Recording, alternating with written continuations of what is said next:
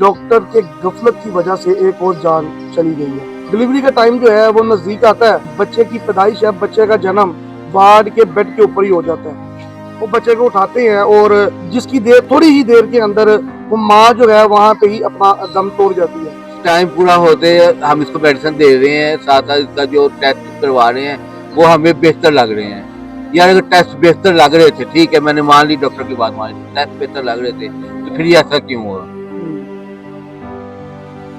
अस्सलाम वालेकुम नाज़रीन, आपका मेज़बान अब्दुल्ला अहमद आपकी खिदमत में हाजिर है और आप देख रहे हैं ज़ेब टीवी।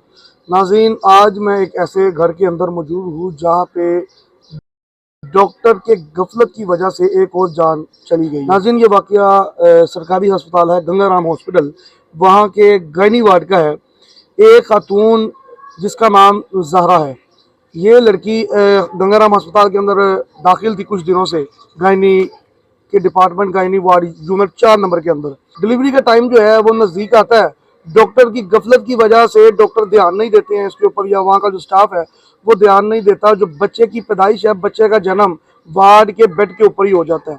लवाहिकीन की तरफ से काफ़ी दफ़ा उनको कहा जाता है कि आप देखें इसकी हालत जो है वो तशवीशनाक होती जा रही है, हालत गैर होती जा रही है, फौरी तौर पर इसका ट्रीटमेंट किया जाए।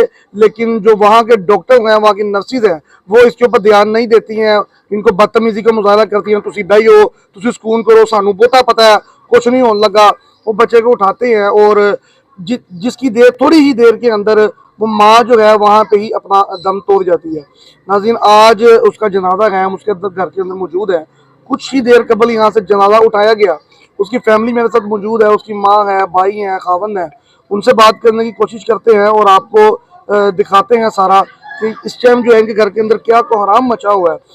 मरीम नवाज की जानिब से हॉस्पिटल्स के अंदर कई जो है वो सख्त रद्द अमल सामने आता है, लेकिन डॉक्टर्स की गफलत की वजह से ये एक और वाकया, एक और जान जो है वो चली गई है। नाज़रीन, उनसे बात करते हैं और आपको दिखाते हैं। जी, हमारे साथ इनके जो इस टाइम भाई है वो मौजूद है, इनसे जानते हैं कि आखिर क्या वाकया होता है सारा और ये वक़्वा क्यों पेश आता है। अस्सलाम वालेकुम। वालेकुम सलाम।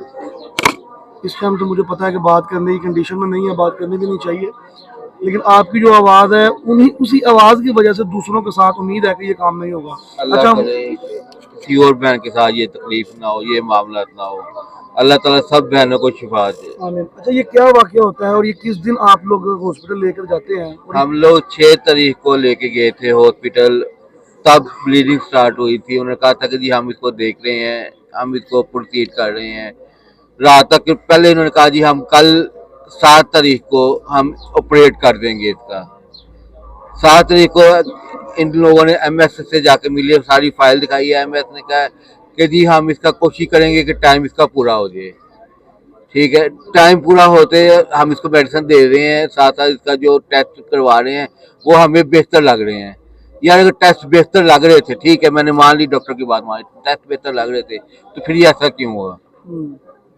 टेस्ट अगर बेहतरी की तरफ आ रहे थे फिर क्यों ये सारा कुछ हुआ। जिस तरह से बताया जा रहा है कि उसको लेबर रूम में नहीं लेके जाया गया, वो जो वही वार्ड पे में बेड पे वो जो इंजेक्शन वूमेन का जो भी रूम है उधर, वहाँ पे जो उधर लेटे लेटे वो तड़प रही है, वहीं पे उसने बच्चे को जन्म वहीं दिया। पे जन्म दे दिया उसको।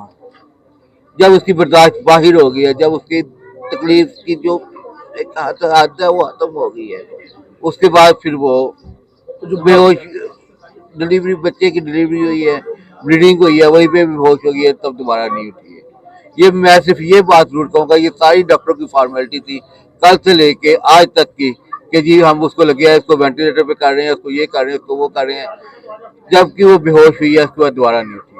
अच्छा, आपके मुताबिक वो पहले ही फोत हो चुकी थी, डॉक्टर जानबूझ के घुमाते फिराते रहे हैं। बस ये ब्लड लेके दे हमें, ये करके दे हमें, वो करके दे, सारी फैमिली को पता लगेगा वो काम कर रहे हैं, काम कर रहे हैं। बस पहले कितने बच्चे थे इसके? पहले इनका एक बेटा है, 2.25 साल का, उसका क्या कसूर है, उसको कौन देखेगा, मस्कीन हो गया बेचारा। कौन देखेगा उसको, डॉक्टर आके देखेंगे, डॉक्टर संभालेंगे उसको। उन लोगों ने कह दिया हमारा मसला नहीं था, हमारे वो उस डॉक्टर का केस है, उस डॉक्टर का केस है, उस डॉक्टर का केस है। आपने वहाँ पे खड़े होकर कोई कंप्लेन नहीं की? एमएस को या हेल्पलाइन पे कॉल नहीं किया आपने? वहाँ पे जो, वही तो बता रहा हूँ कि जो नंबर लिखे हैं किसी नंबर पे कॉल ही नहीं लगी है। जगह जगह तो फ्लैक्स लगाई कि इस नंबर पे कॉल करें, इस नंबर पे कॉल करें, इस नंबर पे कॉल करें, कोई नंबर नहीं मिला। कोई नंबर नहीं मिला वहाँ पे। मरियम नवाज साहिबा, ये क्या हो रहा है अस्पताल के अंदर? जो आपने नंबर लिखे हुए हैं कि इसके ऊपर मरीज अगर परेशान होता है वो कॉल करे, वो कॉल करता है कि वो नंबर बंद है। ये कब तक इस तरह के काम होते रहेंगे? कभी लेडी विलिंगटन अस्पताल के अंदर कोई मामला हो रहा है, कभी जनरल अस्पताल के अंदर हो रहा है, आज एक और सरकारी अस्पताल गंगाराम के अंदर ये वाकया होता है। वो लड़की अपने वार्ड के अंदर ही बच्चे को जन्म दे देती है और कहा जाता है कि इसकी ब्लड की कमी थी। अगर ब्लड की कमी थी तो उसको पहले ब्लड क्यों नहीं लगाया गया? अब वो जो बच्चा है वो मस्कीन हो चुका है, उसका सहारा कौन बनेगा? क्या उसको दोबारा वो माँ का प्यार मिल सकता है? ये भाई मेरे साथ मौजूद है, किस हालत के अंदर है।